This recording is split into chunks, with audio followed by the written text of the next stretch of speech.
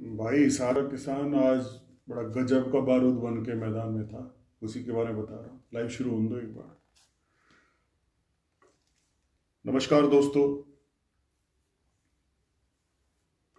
मैं हेमंत सिंह फोगाट इस वक्त लाइव हूँ आप सबके सामने।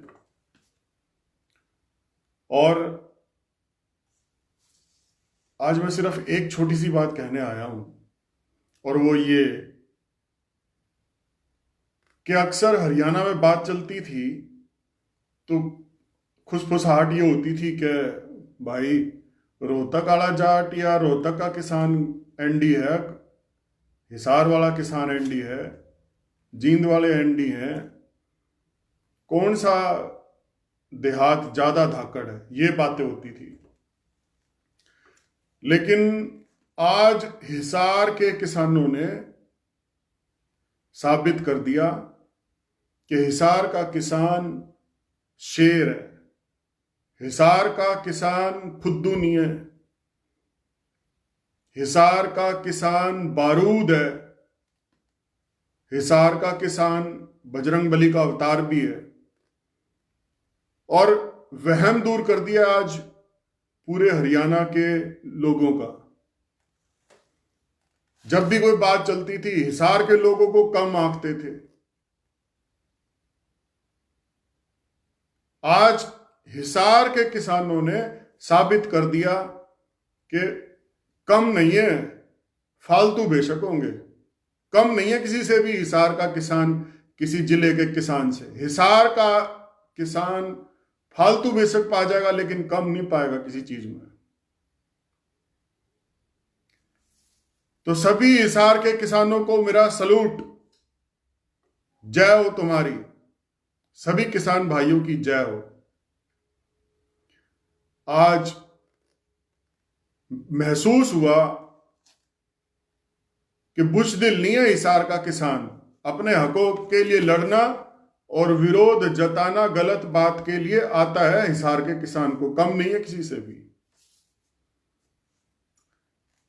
आज दुष्यंत आया था हिसार में, गलत फहमी में था वो। दुष्यंत को लगा कि पानीपत में मैं घूम आया, पानीपत में घूम आया, पानीपत में तो किसानों ने मेरा विरोध नहीं किया, तो हिसार वाले भी नुएल बकवास पाएंगे। फुद्दू मान गया सारे हिसार के किसानों को और पूरे चौड़े में लाव लश्कर के साथ एयरपोर्ट पे उतरा। लेकिन हिसार के किसान ने सुबह ही एयरपोर्ट घेर लिया और ऐलान कर दिया कि हमारी लाशों से ऊपर होके निकलेगा दुष्यंत या प्रशासन। जब तक जिंदा है तब तक दुष्यंत को तो हिसार में नहीं बढ़ने देंगे। ये हिसार के किसानों की स्टेटमेंट थी जो मैंने लाइव पे सुनी। आर्मी बुलानी पड़ी। 5 जिलों की पुलिस थी, 5 जिलों की पुलिस। खौफ देखो प्रशासन में, एक जिले की पुलिस से तो काम नहीं चला। 5 जिलों की पुलिस बुलानी पड़ी, पैरामिलिट्री फोर्सेस बुलानी पड़ी जो रिजर्व में होती हैं हर डिस्ट्रिक्ट में और कमांड एरिया में, और आर्मी कैंट से बुलानी पड़ी। एयरपोर्ट पे इतनी ज्यादा फोर्स थी। लेकिन मैं लाइव सुन रहा था कई भाइयों के, बहुत से फेसबुक पत्रकारों ने आज मेहनत की है, जिसमें एक विपिन खुराना भी है, बीबीएन भारत ब्रेकिंग न्यूज ऐसे कोई चैनल है उनका। दिखा रहे थे लाइव सब कुछ, बता रहे थे कि किसान इतनी बड़ी तादाद में आज हिसार का जागरूक होकर खड़ा हो गया कि पुलिस कम पड़ रही है। मेरी नजरों में कहीं ना कहीं, मैं सच बताऊं, मेरी नजरों में कहीं ना कहीं एक वहम था मेरे मन में, या पता नहीं अज्ञानता थी, मैं क्या कहूं, मुझे समझ नहीं आ रहा शब्द क्या यूज करूं। लेकिन मुझे यूं था कि भी हिसार वाला ना थोड़ा सा दब्बू है रोहतक के किसान के मुकाबले में जब बात आएगी। मेरे मन में कुछ ऐसा था। लेकिन आज मैंने पिक्चर देखी है ना एयरपोर्ट वाली, उस फिल्म को देख के मेरा वहम दूर हो गया। मैं जय बोलता हूं हिसार के किसानों की, हिसार के किसान भाइयों की, मेरा वहम दूर हो गया। कम नहीं है किसी भी मामले में। शायद आज रोहतक, जींद और बहादुरगढ़ साइड के किसानों में थोड़ा सा हीन भावना आ गई होगी हिसार के किसानों का तेवर देख के। गजब इज्जत बचा ली। मतलब ऐसे ऐसे व्यक्तियों को आज मैंने एयरपोर्ट पर देखा, मैं हैरान रह गया कि अरे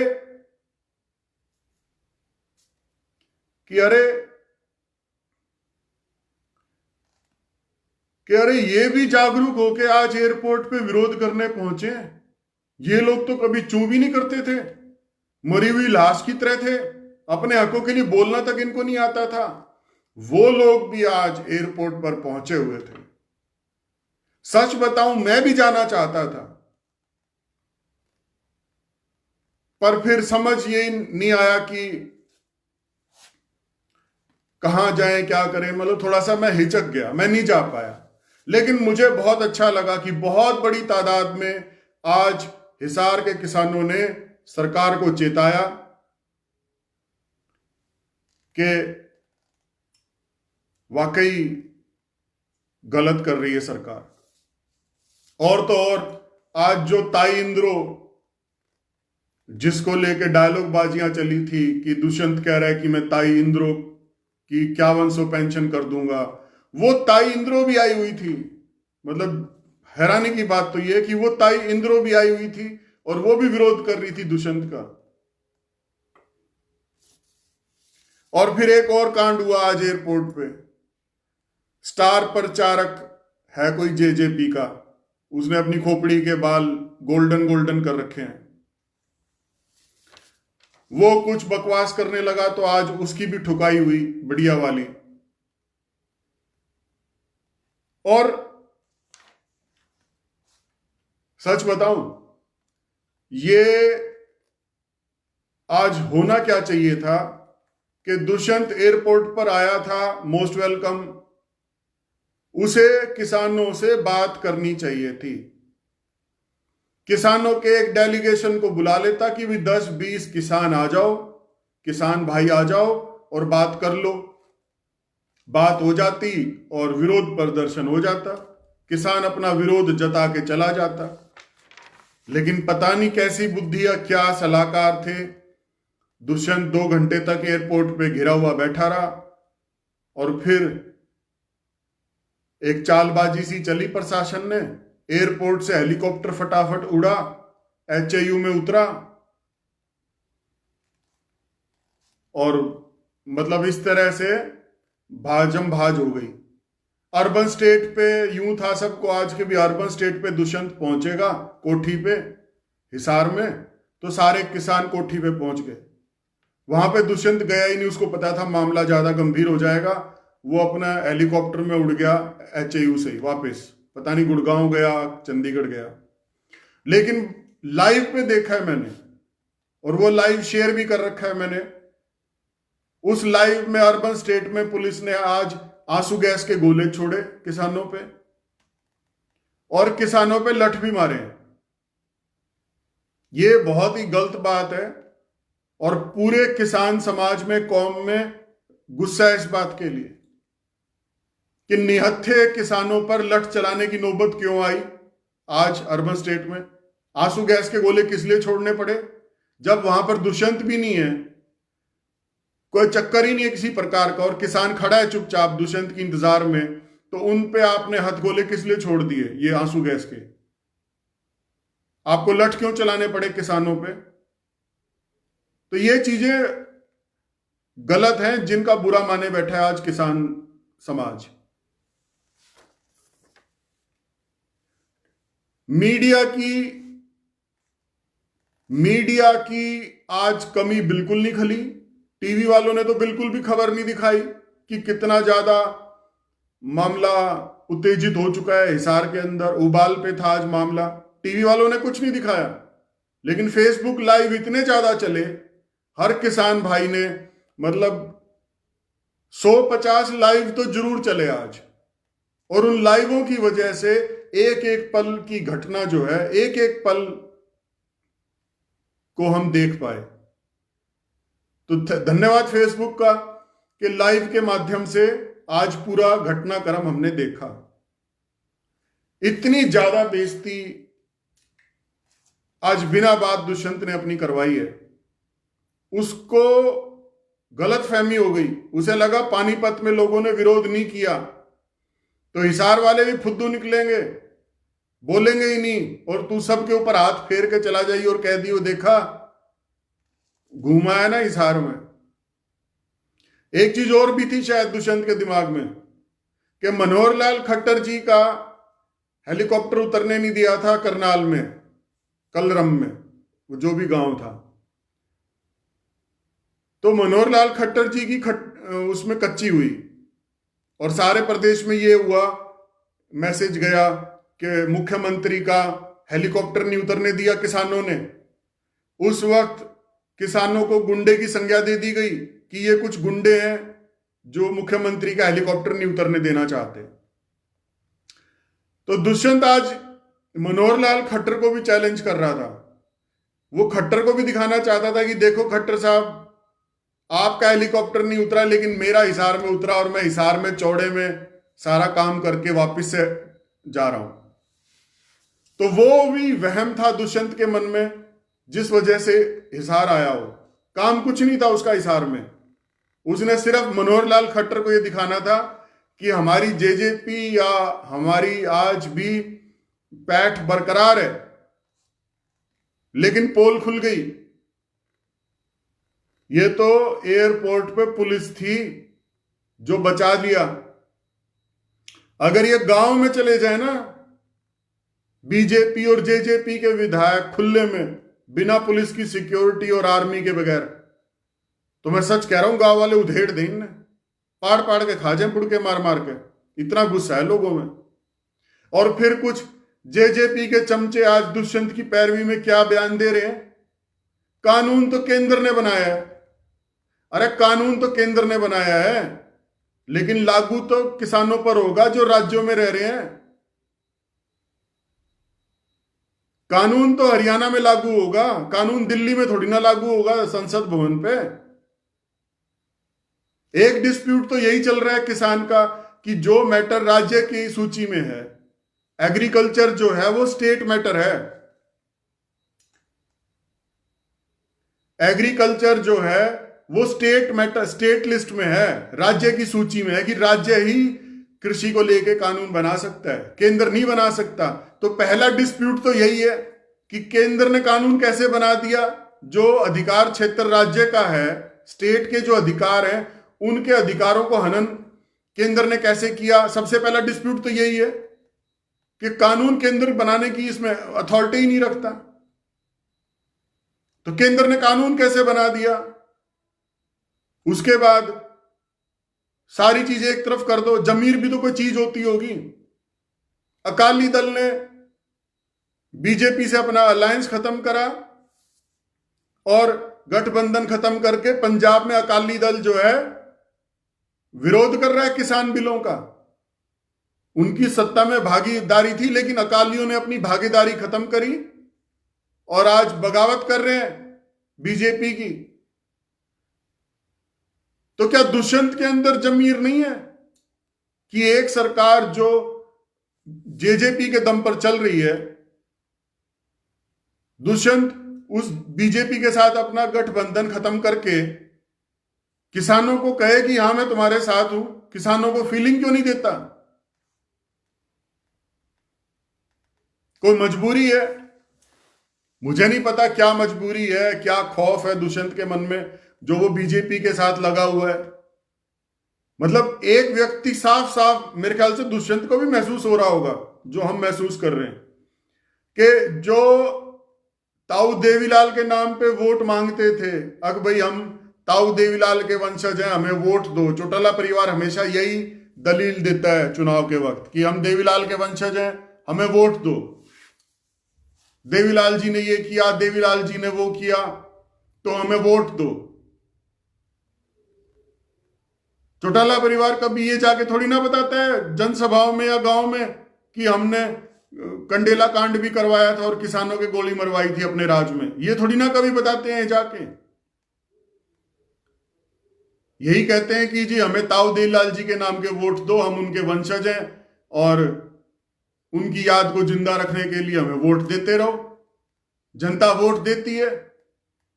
तो आज क्या हुआ है? आज ये हुआ है कि परिवार में कलह हुआ, फिर पार्टी दो फाड़ हुई, जेजेपी बन गई, इनेलो अलग हो गई। फिर ज्यादा लोग डॉक्टर अजय चौधरी जी के साथ जुड़े। ये कौन है? डॉक्टर मतलब दुष्यंत के पिताजी हैं अजय चौटाला जी। ज्यादा लोग जो हैं अजय चौटाला जी के साथ जुड़े हुए थे, तो लगभग सारी इनेलो टूट के जेजेपी में चली गई। अभय सिंह जी अकेले रह गए। अभय सिंह चौटाला जो है अकेले रह गए। सारे वर्कर, सारे नेता या तो बीजेपी में चले गए।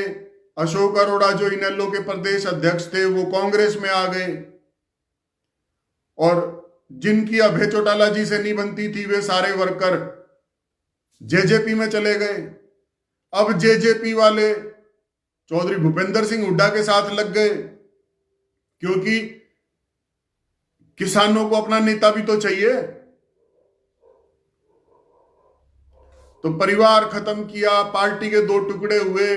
फिर एक छोटी सी चीज बची हुई थी जिस पे लड़ाई चलती थी इनेलो की और जेजेपी की, कि चौधरी देवीलाल का फोटो कौन लगाएगा, चौधरी देवीलाल के नाम के वोट कौन मांगेगा, किसको हक है, चौधरी देवीलाल का असली वारिस कौन है। तो वो लड़ाई भी अब इन 3 बिलों के चक्कर में, ये जो 3 काले कानून है इनके चक्कर में वो भी फाइनल हो गई। अब जो शर्म थी ना लोगों की आंख में ताऊ देवीलाल जी वाली, अब भाई ताऊ देवीलाल के वंशज है ये, वो शर्म भी खत्म हो गई। अब जाके कहो किसी गांव में कि हम ताऊ देवीलाल के वंशज हैं, हमें वोट दो चौधरी देवीलाल के नाम के, कोई वोट दे दे तो मैं हेमंत फोगाट यहीं बैठा हूं, आगे पकड़ लेना मेरी गुद्दी। अब तू झूठ बोल रहा था। हरियाणा का किसान तो आज भी चौधरी देवीलाल के नाम के वोट दुष्यंत को या चौटाला परिवार को दे रहा है। कोई भी नहीं देगा। बिल्कुल राजनीति खराब कर दी। चौधरी देवीलाल ने इमेज ये बनाई थी कि वो किसान हितैषी हैं और वो किसानों के हित की सोचते हैं। उन्होंने कई बार सत्ता ठुकरा दी सिर्फ इस चक्कर में कि भाई किसान का हित होता हुआ नहीं दिख रहा तो सत्ता छोड़ दी। कई बार मुख्यमंत्री बनने से और प्रधानमंत्री बनने से रह गए। तो ये त्याग था। लेकिन आज उन्हीं के वंशज क्या कर रहे हैं? सत्ता भोगने के लिए, मलाई खाने के लिए या किसी मजबूरी में आज वो किसानों के खिलाफ खड़े हैं। किसान जो चाहता है वो ये नहीं चाहते। तो आज हिसार के एयरपोर्ट पे क्या दिखा? आज हिसार के एयरपोर्ट पे हिसार का किसान शेर बनकर धाड़ मार रहा था कि जो हमारे हितों के साथ खिलवाड़ करेगा उसको विरोध सहना पड़ेगा। बारूद की तरह सुलग रहा था आज हिसार का किसान। पहली बार सुलगता हुआ देखा मैंने हिसार के किसान को। इतनी तरह से सुलगता हुआ मैंने कभी नहीं देखा था। मुझे लगता था हिसार के लोग ठंडे हैं, हिसार का किसान बहुत ठंडा है। कई बार तो मन में यूं हो जाता था इस साइड की ब्रीड फुद्दू है, लेकिन नहीं, रोहतक वाले किसानों से भी खतरनाक किसान है हिसार का। आज देखा मैंने बारूद की तरह चसता हुआ। सबको सलूट है, सभी किसान भाइयों को। गजब। अपने हक के लिए बोलना बुज़दिलों का काम नहीं होता, शेर दिलों के ही बस की होता है। और वो आज करके दिखाया हिसार के किसान ने। महिलाएं भी थी, बुजुर्ग भी थे, युवा भी थे, नेता भी थे, हर पार्टी का। अरे इनेलो और जेजेपी के नेता भी आज एयरपोर्ट पे घेराव करे खड़े थे दुष्यंत का। हैरानी तो इस बात की है, जो व्यक्ति डिप्टी सीएम बना हुआ है, जो व्यक्ति सीएम बना हुआ है, और वो व्यक्ति हेलीकॉप्टर लेके अपने हलके में या अपने प्रदेश की जनता के बीच में उतर नहीं सकता, धरती पे कदम नहीं रख सकता, वो किस एंगल से नेता है जनता का, या किस रूप में प्रतिनिधित्व रिप्रेजेंटेशन कर रहा है, ये डाउटफुल हो जाता है। एक व्यक्ति ये दावा करता है कि मैं दुष्यंत के बारे में कह रहा हूं कि वो दावा करता है कि मैं हरियाणा का सीएम बनूंगा और मैं जननायक हूं, मैं भावी सीएम हूं, मैं ये हूं, मैं किसानों का मसीहा हूं। गाने बना दिए उसके चमचों ने उसके लिए, और आज उसकी हालत ये है कि वो हिसार डिस्ट्रिक्ट में, जिसको ये अपना वर्चस्व वाला इलाका बोलते हैं दुष्यंतर, उस जगह पे आज उतरने नहीं दिया दुष्यंत को। कितनी शर्म की बात है। क्या ये जननायक की पहचान है? क्या ये जननायक की पहचान है कि एक व्यक्ति अपने आप को जननायक बोल रहा है, और वो जिस क्षेत्र का जननायक अपने आप को बोल रहा है उस धरती पर वो कदम नहीं रख सकता, उसको फौज बुलानी पड़ रही है, आर्मी। किसी एक थाने की पुलिस नहीं, दो थाने की पुलिस नहीं, 5 जिलों की पुलिस डिप्टी सीएम को अपनी सुरक्षा के लिए बुलानी पड़ी आज। जब पुलिस के काबू सोता आता हुआ दिखा नहीं तो फौज बुलानी पड़ी, हिसार कैंट से आर्मी बुलानी पड़ी। ये जननायक की निशानी है, सोच के देखो आप सब।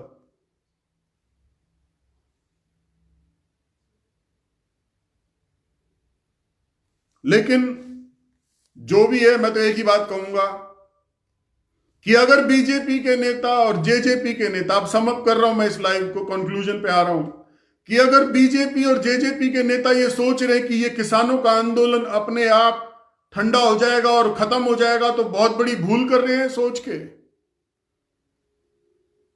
अभी तो ये ट्रेलर था। 5-10 हजार किसान आज एयरपोर्ट घेरे खड़े थे। ये तादाद 5 या 10 हजार किसानों की इसलिए थी क्योंकि किसान कटाई में बिजी है, अपनी मंडियों में गेहूं लेके जाना है उसको बेचने के लिए, वो थोड़ा सा वहां पर भी लगा हुआ है। मई के महीने में देखना, जब ये किसान अपनी कटाई से और फसल बेच के फारिग हो जाएगा, तब आप देखना। ये शांत होने वाला आंदोलन नहीं है, क्योंकि ये जो 3 कानून बने हैं, ये 3 कानून किसानों की कृषि के ऊपर अटैक है सरेआम। अब एग्जाम्पल दे देता हूं जो इस बात को सोच रहा हो कि हेमंत फोगाट कैसे कह रहा है कि किसानों की खेती पर अटैक है इन 3 कानूनों से। लाइव एग्जाम्पल दे रहा हूं आज की तारीख का। कल मनोहर लाल खट्टर जो सीएम है हरियाणा के, उनकी लाइव प्रेस कॉन्फ्रेंस थी, टीवी पर सबने देखी। उसमें उन्होंने डींग मारी अपनी, 1 अप्रैल से गेहूं की खरीद शुरू हो जाएगी, किसानों को 3 दिन में पैसा देंगे, नहीं तो ब्याज देंगे। और साथ में उन्होंने क्या कहा कि सरसों की खरीद हम एमएसपी पर नहीं कर रहे। अब किसी ने पूछा जी सरसों की खरीद आप एमएसपी पे क्यों नहीं कर रहे? मैं ये जो बात बता रहा हूं वो इस बात पे बता रहा हूं कि 3 काले कानून किस तरह खेतीबाड़ी को, कृषि को प्राइवेटाइजेशन, कॉर्पोरेट हाउसेस के हाथ में फंसा देंगे, चुंगल में फंसा देंगे। इसी बात को समझाने के लिए मैं ये एग्जाम्पल बता रहा हूं, खट्टर साहब वाला। चिंतन करना इस बात के ऊपर, हल्की बात मैं नहीं करता कभी। आज ये कहकर सरसों की खरीद नहीं की जा रही है एमएसपी पर कि जी बाजार में प्राइवेट भाव ज्यादा है, सरकारी एमएसपी से बाहर प्राइवेट बाजार में सरसों का ज्यादा भाव मिल रहा है, इसलिए सरकार एमएसपी पर खरीद नहीं करेगी सरसों की। सुनने में बहुत अच्छा लगता है, आप भी अभी सुन के कहोगे कि भाई वाह सरकार बहुत अच्छा कर रही है, एमएसपी पे खरीद नहीं कर रही सरसों की क्योंकि सरसों का भाव ज्यादा है। अच्छा लगता है ना। लेकिन क्या सभी किसानों को बाहर प्राइवेट मंडियों में या प्राइवेट व्यापारियों से अच्छा भाव मिला? और मान लो किसी किसान भाई को प्राइवेट कंपनी में के द्वारा या खुले बाजार में, बाहर प्राइवेट बाजार में, मतलब मंडी से बाहर वो अपनी फसल नहीं बेच पाता सरसों की, तो वो कहां जाए? सरकार ने तो कह दिया हम तो एमएसपी पे नहीं खरीद रहे, बाहर ज्यादा ऊंचा भाव चल रहा है तो हम उतना भाव नहीं दे पाएंगे, तो किसान अपनी सरसों की फसल बाहर बेचे। तो मतलब सरकार की तो कोई लेनदारी देनदारी नहीं है ना सरसों के मामले में, ये तो क्लियर हो गई। अब मान लो कोई व्यक्ति, अब मान लो मैं हेमंत फोगाट अपनी सरसों नहीं बेच पाया बाहर, प्राइवेट खरीदार नहीं मिला मुझे, तो मैं अपनी सरसों लेके कहां जाऊं? सरकार ने तो पल्ला झाड़ लिया कि हम इस बार सरसों नहीं खरीद रहे एमएसपी पे, तो हेमंत फोगाट अपनी सरसों लेके कहां जाए? बाहर किसी ने खरीदी नहीं, सरकार खरीद नहीं रही, तो फिर क्या करूं? तो होना क्या चाहिए था कि बेशक बाहर प्राइवेट कंपनियां या प्राइवेट बाजार में मंडी से बाहर भाव ज्यादा मिल रहा है सरसों का, लेकिन सरकार को प्रावधान रखना चाहिए था कि अगर कोई किसान एमएसपी पर बेचना चाहे सरकार को, तो सरकार खरीदने के लिए तैयार बैठी है मंडी में, किसान का स्वागत है। तो यही है 3 काले कानून कि धीरे धीरे आप सबको, सभी किसानों को यह कह दिया जाएगा, जैसे आज सरसों के लिए कह दिया कि बाहर प्राइवेट में ज्यादा भाव मिल रहा है तो मंडी में खरीदनी होगी एमएसपी पे, सरसों से पल्ला झाड़ लिया। आज किसी को बुरा नहीं लग रहा, लेकिन 2 साल बाद, 3 साल बाद अगर सरकार ने यह कह दिया कि गेहूं का भाव बाहर ज्यादा मिल रहा है, अंबानी अडानी ज्यादा कीमत दे रहे हैं गेहूं की, इसलिए इस बार सरकार एमएसपी पर खरीद नहीं कर रही गेहूं की, उस साल क्या करोगे? मंडी का आड़ती क्या करेगा? मंडियां किस लिए रहेंगी फिर, जब सरकार हर फसल के लिए यह कह के पल्ला झाड़ लेगी कि बाहर बाजार में ज्यादा भाव मिल रहा है, हमारी एमएसपी से, न्यूनतम समर्थन मूल्य से ज्यादा भाव मिल रहा है अंबानी अडानी के द्वारा, तो सरकार खरीद इस बार गेहूं की भी नहीं कर रही, सरसों की भी नहीं कर रही, बाजरे की भी नहीं कर रही, तो फिर मंडी क्या करेगी? मंडी को तो बंद करोगे 2, 4, 5 साल में। मंडी हो गई कि नहीं हो गई बंद? और जब मंडी बंद हो जाएगी तो प्राइवेट कंपनी वाले